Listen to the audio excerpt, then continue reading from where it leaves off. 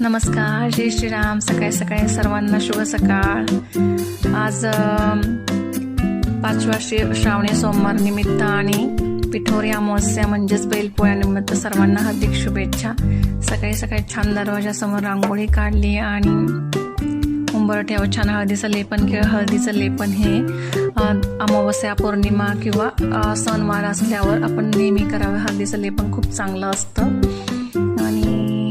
मी छान आज श्रावणी सोमवार निमित्त महादेवाच्या पिंडीवर छान अभिषेक केला. म्हणजे जे आपल्याकडे नित्यसेवेचं पुस्तक स्वामी समर्थ केंद्रामध्ये नित्यसेवेचं पुस्तक मिळतं. त्यामध्ये शिवस्तुती, कालभैरवाष्टक, रुद्र अध्याय सर्व आहे. रुद्र अभिषेक वगैरे सर्व आहे. तर ते आपण त्या पुस्तकात बघून करू शकतो. श्रावणी सोमवारला नाही तर आपण इतर सोमवारला पण करू शकतो.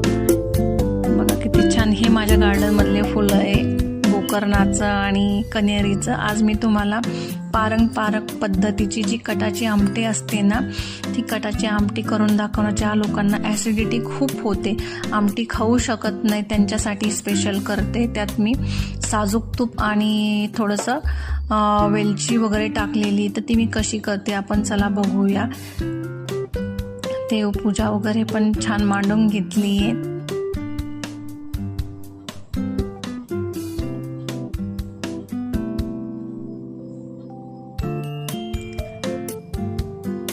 काही लोकांना ॲसिडिटीचा खूप त्रास होतो, त्यांच्यासाठी स्पेशल ही कटाची आमटी किंवा सार आपण म्हणू शकतो. त्यासाठी मी धणे घेतलेत. धणे, लसूण, अद्रक, हिरव्या मिरच्या, कोथिंबीर, धणे आणि खोबरं छान भाजून घ्यायचे. खोबऱ्याचं डेसिकेटेड कोकोनट खोबऱ्याचा किस आहे हा, तो पण छान भाजून घेणार. आणि धणेही मी छान भाजून घेतले. आणि हे भाजलेले धणे, डेसिकेटेड कोकोनट, अद्रक, लसूण, कढीपत्ता हे छान मी मिक्सरमध्ये बारीक करून घेणार. छान याची पावडर झाली. आता त्यामध्ये पण कांदा भाजून टाकूया. आपण चिरून पण कांदा भाजू शकतो. मी डायरेक्ट अख्खे कांदे गॅसवर ठेवून छान भाजून घेतले. आता ते मी मिक्सरच्या भांड्यामध्ये तळून घेणार. हे पण छान तळून घेणार. हा घरगुती आपला काळा मसाला असतो तो आहे. काळ्या मसाल्यानेच खरी ॲसिडिटी होती, तर ती होऊ नये म्हणून आपण त्यात साजूक तुपाचा वापर करणार आहे.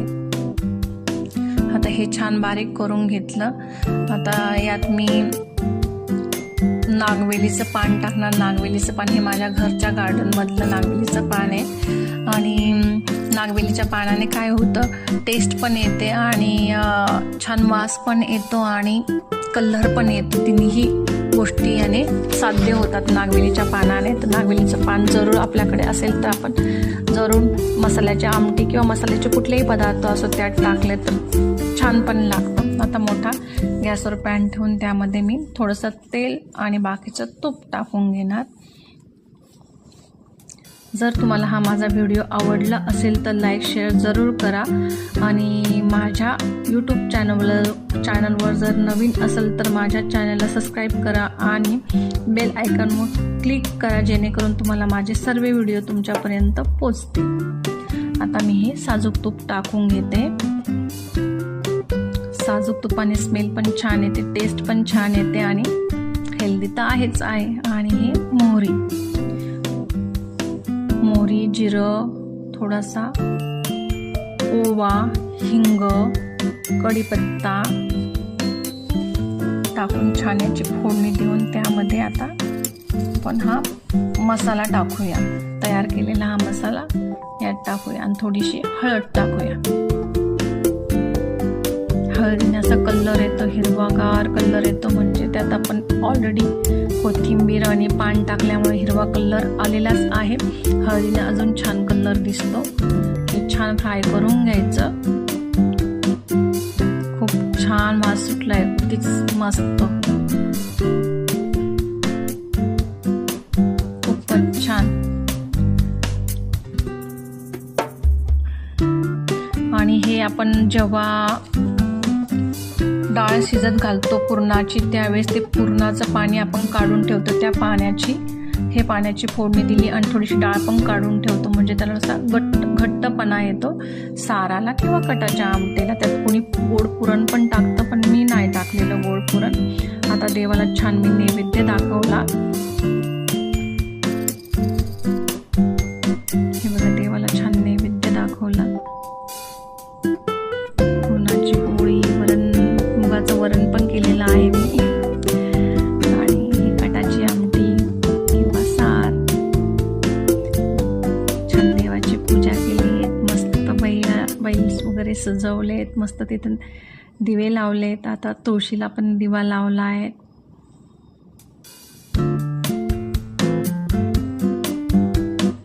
रांगोळी वगैरे पण काढली होती सकाळी तुळशीजवळ। आज हवा कमी आहे त्यामुळे तो दिवा व्यवस्थित राहिला आहे, नाहीतर हवा सुटल्यावर दिवा इकडे तिकडे फार होतो। आणि दरवाजामध्ये पण छान निरांजन लावून घेतले। तुम्हाला माझा हा व्हिडिओ आवडला असेल तर शेअर लाईक जरूर करा। माझा हा व्हिडिओ बघितल्याबद्दल धन्यवाद।